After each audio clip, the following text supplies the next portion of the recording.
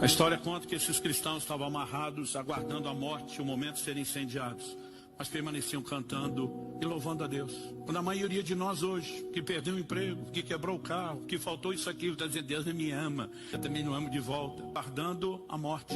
A história diz que eles permaneciam cantando, e quando ateavam o fogo, a lenha e a chama subia, chegava no corpo, e era impossível continuar cantando, porque eles começavam a se contorcer e gritar de dor. A tradição diz que o que estava amarrado no lugar mais próximo continuava o cântico, onde o primeiro havia interrompido pelos gritos. E esse era o espetáculo que Roma assistia, gente que permanecia adorando o Senhor até o fim. Eu fui no Coliseu aquele dia pela primeira vez. É impossível não chorar naquele lugar, imaginando crentes se ajoelhavam, famílias inteiras, esperando ser despedaçado pelas feras, e erguiam suas mãos adorando a Deus até o último instante. Como nós pudemos decair de uma igreja de discípulos com esse nível de entrega a um evangelho tão banalizado como hoje em dia, onde parece que Deus só é importante para dar tudo que a gente quer, e se Ele não mimar a gente ativa o modo mulher de Jó, amaldiçoe seu Deus e morre. A gente precisa reaprender a entrega, e nós precisamos entender que por trás da entrega nunca existe perda. Como é que os crentes faziam diante da fogueira? O que é que eles faziam? Quantos entenderam o meu vídeo? Levanta a mão. E quando o fogo queimava aquele corpo, que ele não conseguia mais louvar, o próximo que ia para a fogueira ia erguer a voz, glorificando a Jesus, adorando a Deus. Tem alguma coisa errada com a nossa geração, e nós precisamos nos voltar para Deus, porque está ficando uma geração de que só louva se tiver motivo para louvar, só canta se tiver vitória para contar, só bendiz se tiver resposta.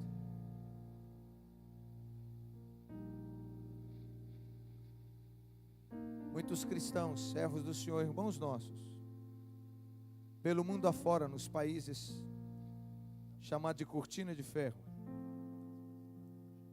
estão morrendo todos os dias, como era com esses do passado, mas eles não negam a fé. Hoje nós temos muitos crentes. Hoje eu não vou não. Meu time vai jogar? Ou, chegou um pessoal aqui em casa. Eu cresci num lar, num ambiente em que podia chegar parente que estava há anos sem ir na nossa casa, que chegasse lá em casa no domingo, na hora do culto, a minha mãe falava assim: vocês vão com a gente? Vão para a igreja? Eles não eram crentes? Não, a gente não vai não. Então vocês podem ficar aí, a casa é de vocês, porque eu estou indo. E por causa desse testemunho forte, a maioria dos irmãos da família de minha mãe, que é uma família grande, hoje serve a Jesus.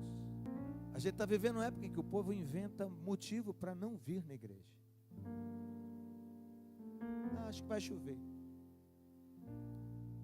Eu não estou com vontade. Quem falou que a gente vai na igreja porque não está com vontade? Todo mundo está com vontade de trabalhar na segunda-feira? Aí você acorda na maior vontade. Opa, vou trabalhar. Ou você queria ficar mais 5 minutos, mais 10 minutos, seu corpo não está pedindo, você está cansado, está dolorido, ou está com dor de cabeça, está com mal-estar, mas você fica em casa? Você fica em casa, eu estou perguntando. A gente levanta aí, vai. Então o que é prioridade? O que é prioridade, a gente levanta e vai fazer, independentemente de estar com vontade ou não. Você não está entendendo que a gente precisa se arrepender diante de Deus? Por todas as vezes que a gente não está com vontade e não vai, para a presença do Senhor. Não está com vontade de orar, bem, é meu corpo, mas não é meu corpo que manda em mim. Porque você tem um espírito, você é alma e você é corpo. Você tem um espírito que tem uma alma e que você habita, esse espírito habita num corpo. Então você é quem dá a ordem, eu é quem dou a ordem. É por isso que Davi muitas vezes: acorda, minha alma, levanta, minha alma. Por que você está abatida? Eu louvarei ao Senhor. Salmo 34 é um dos salmos que Davi escreveu quando estava sendo perseguido por Saul. Bendirei o Senhor em todo o tempo. Todo o tempo inclui os dias bons e os dias maus. Dia que você está chateado, ferido, aborrecido, que alguém falou alguma coisa, seu cônjuge falou alguma coisa que te desagradou, que te feriu, alguém te machucou, alguém te atacou, algum mal-estar, alguma enfermidade. Você não tem força nem para sair da cama, mas está dizendo, Davi está dizendo: em todo o tempo eu louvarei ao Senhor. Sendo perseguido pelo rei de Israel e com a elite de 3.000 soldados, em todo o tempo louvarei ao Senhor, e o seu louvor estará sempre nos meus lábios. Pense nos dias mais difíceis da sua vida, e o Senhor está dizendo: essa é hora de louvar. Essa, quando você não é amado, quando você é rejeitado, quando você é atacado, quando não te encorajam, não acreditam em você, falam mal de você, tramam contra você. Eu vou falar e você pode repetir. Quer tomar esse salmo, essa oração como sua? Bendirei ao Senhor em todo o tempo, o seu louvor estará nos meus lábios. Gloriar-se-á no Senhor a minha alma. Diga: minha alma vai glorificar a Deus, independentemente da situação. Primeiro vídeo que vimos, uma família pastoral que acaba de fechar a igreja, e a mulher vem no ombro do marido, toca e fala: hoje não tem nada para comer. Aí tem que fazer igual a mulher de Jó, né? Cadê o pedaço da música?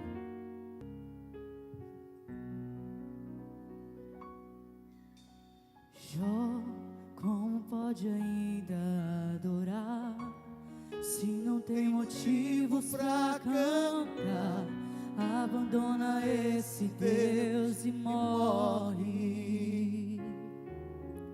Mas não adoro pelo que Ele faz, nem menos por bens materiais. Eu adoro pelo que Ele é. Eu sou dele, tudo é dele. Jó, você não tem motivos, perdeu seus bens, seus filhos, seus amigos. O que você vai fazer? Eu vou adorar. O que você vai fazer? Simplesmente adorar. Canta junto. Eu vou adorar. Deus me deu, Deus tomou, bendito seja o nome do Senhor. A Ele a glória, a Ele a honra e o louvor. Como pode ainda adorar se você não tem motivo para cantar? Que dia que a gente recebeu o direito de só cantar quando tudo vai bem?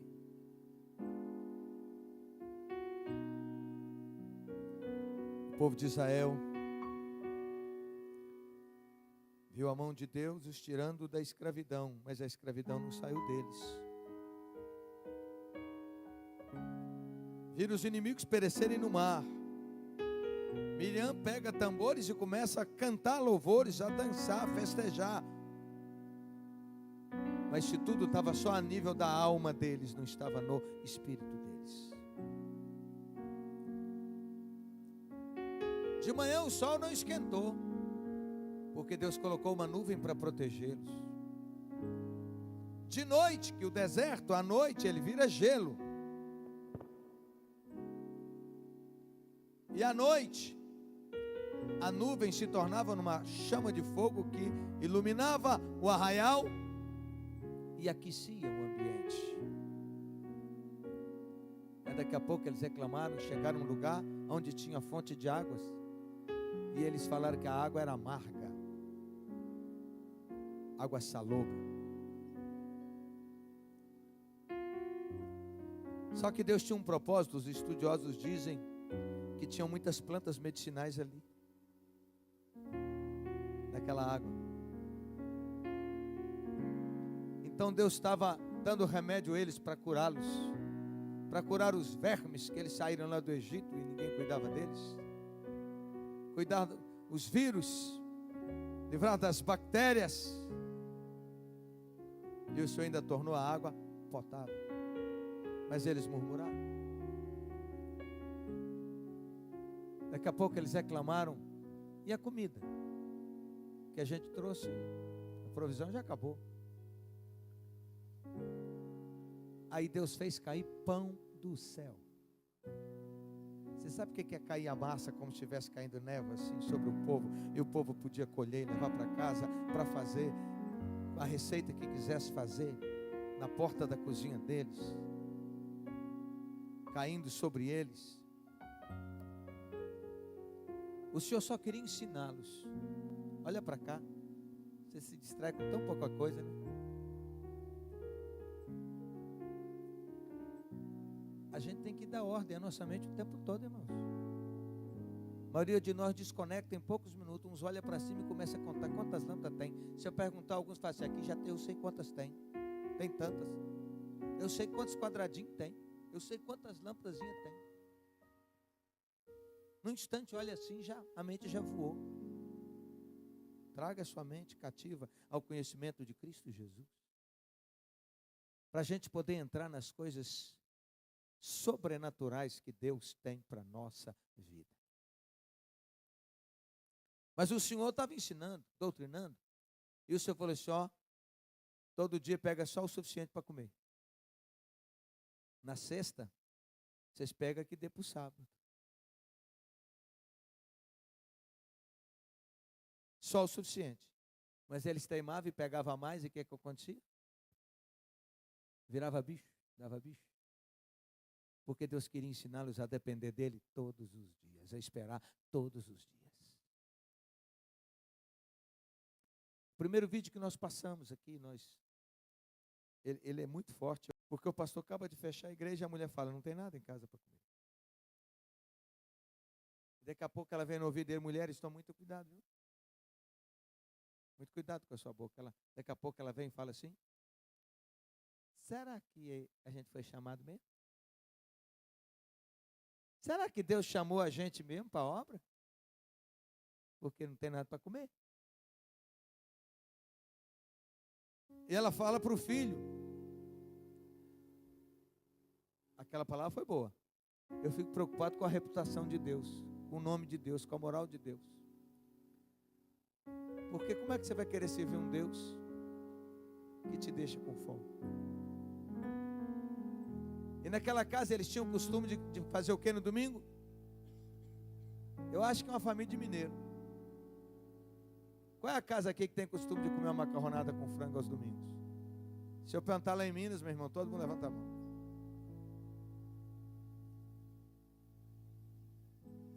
Era o costume. Mas antes de servir a comida, o que é que eles faziam? Eles louvavam, cantavam um pedaço de um cântico ao Senhor. O menino, uma pré-adolescentezinho, não está entendendo bem o que está acontecendo. Mas o pai ousadamente coloca os talheres, prepara a mesa. Ele está lá escutando bater prato, garfo e faca, os talheres. E o pai chama, vem para a mesa. E ousadamente, ele levanta a voz e diz: Deus, aqui é teu servo Plínio. E aqui a gente tem o costume de todo domingo comer a macarronada com frango. Mas antes de comer a gente te louva. E hoje não tem nada, mas tem o louvor. Tem o louvor. Então, Deus, eu vou te oferecer o louvor. E ergueu a voz e cantou ao Senhor. Enquanto cantam, a campainha toca. Um homem que não é crente, não está entendendo nada do que está acontecendo, está trêmulo, não está entendendo que está sendo usado por Deus. Pergunta se era o pastor daquela igrejinha. O filho vem correndo e atende, diz que é, que mora ali. E ele diz: eu não sou crente, eu não entendo nada disso, mas eu estava no mercado e uma voz falou comigo que era para fazer uma feira para vocês. Eu fiz a feira. Depois a voz falou comigo de novo que era para comprar alguma coisa e levar, porque vocês estavam na mesa para comer. E aí ele vira para a mulher e fala: senhora, não tinha muitas opções, eu comprei o que tinha. O que é que tinha, igreja? Frango com macarrão com frango.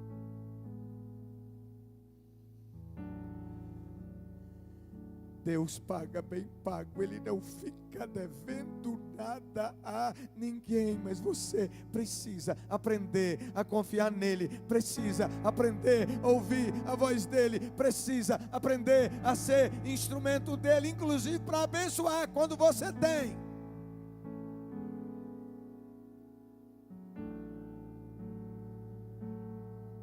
Ele prometeu que Ele vai cuidar, Ele é o pastor e que nada vai deixar. E a nossa voz tem que ser erguida, o dia sendo bom ou não, tendo saúde ou tendo doença, tendo dinheiro ou não, circunstância que for, eu e você somos chamados a louvar, a bendizer, a exaltar.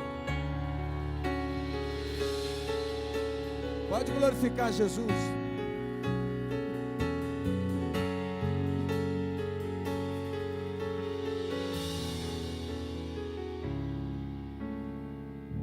O povo de Israel, daqui uns dias começou a reclamar da dieta do maná. Ninguém plantou, está caindo do céu, mas só o maná, não estou aguentando mais. Com nojo. Ai, que saudade lá do Egito. Lá a gente era escravo. Lá a gente não tinha esperança, a gente só tinha o básico para comer e pronto, só isso, e trabalhar. Ah, que saudade!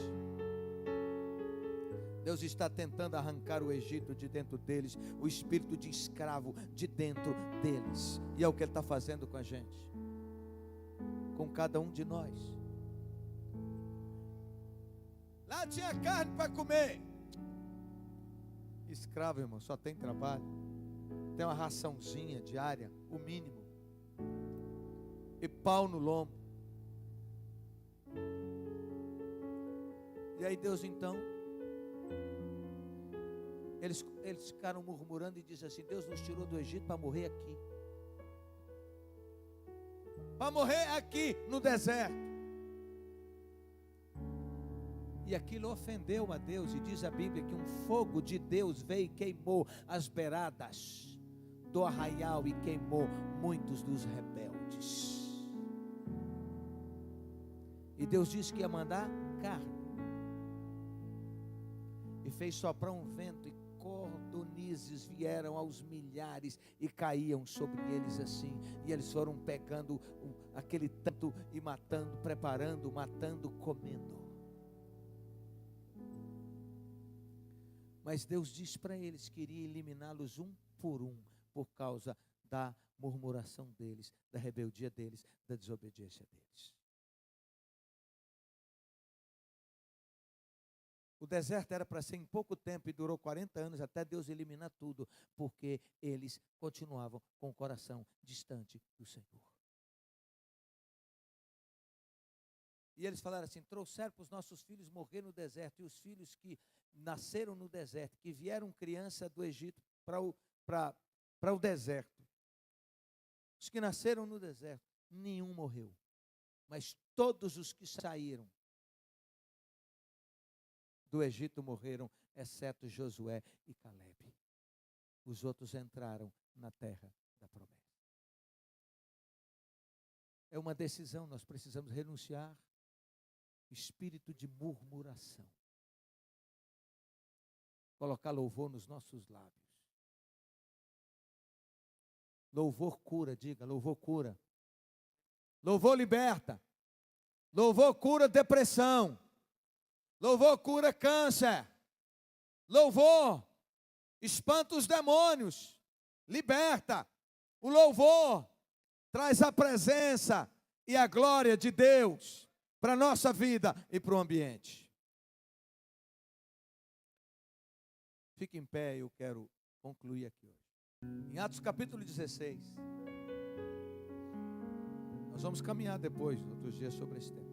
Atos capítulo 16, Paulo e Silas estão pregando o evangelho. E tinha na cidade uma mulher possuída por um espírito de adivinhação. Ela era uma escrava e ela dava grande lucro aos seus senhores. E Paulo e Silas começaram a pregar o evangelho naquela cidade, o povo se convertendo, e ela começou a andar atrás de Paulo e Silas de noite, dizendo: esses homens são servos do Deus Altíssimo. E ele ia falando, Paulo pregando e ela perturbando, até que um dia Paulo cansou. Olhou para ela e repreendeu o demônio que estava nela, o espírito maligno, e o espírito maligno saiu dela. E agora os homens que exploravam o espírito de adivinhação que estavam na vida dela fizeram um complô. Foram na cidade, nas autoridades, e tramaram e disseram que Paulo e Silas estavam ensinando costumes que os romanos não praticavam. E eles foram presos, açoitados, colocados no tronco, os pés nos troncos, guardados de forma especial. Mas à meia-noite, não dava para dormir, era muita dor, sangue, tudo lapiado, tudo cortado, tudo machucado. Não consegue dormir. Não consegue dormir, o que é que eles fazem? O que é que eles fazem? Eles louvam, diz. Eles cantam louvores a Deus. Cantar na prova, na dor, na luta. E quando eles cantavam, um terremoto aconteceu naquele lugar, as cadeias todas caíram, quebraram, todo mundo ficou solto. E o carcereiro entrou desesperado, sacou da espada para se matar, porque ele pagava com a própria vida se os presos escapassem. E Paulo grita: não faça isso, está todo mundo aqui. Aí ele pegou uma lâmpada, entrou assustado, desesperado, e chegou perto de Paulo e Silas e viu todo mundo e falou assim: o que é que eu faço para ser salvo? Crê no Senhor Jesus, será salvo, e batizado você e a sua casa. Aquela hora, depois da meia-noite, o carcereiro leva Paulo e Silas para a casa dele, vai lavar as feridas, passar remédio, e toda a sua casa confessou Jesus e foram batizados. Cantar, diga, cantar nas provas. Mais forte. Pergunta para quem está do seu lado: o que você faz na hora da prova? Na hora da luta? Você canta? Você canta? Você louva? Ou você desiste de tudo? Você nega a fé em Jesus? Você faz coisas loucas? Eu quero orar com você. Entendeu e que quer viver um evangelho do Senhor para valer, de verdade, cheio do Espírito Santo de Deus, amar a Deus acima de todas as coisas. Se você quer isso, venha ao altar se consagrar ao Senhor. Senhor Jesus, eu quero viver de uma forma que o teu louvor habite nos meus lábios. E que independente da situação, que eu te louve, ainda que a minha alma grite ao contrário, para murmurar,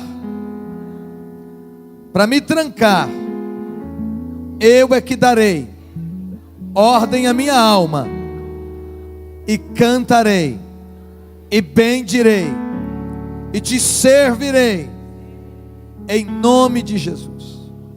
Eu quero te pedir, leva-me a um nível mais profundo do que eu tenho vivido até agora.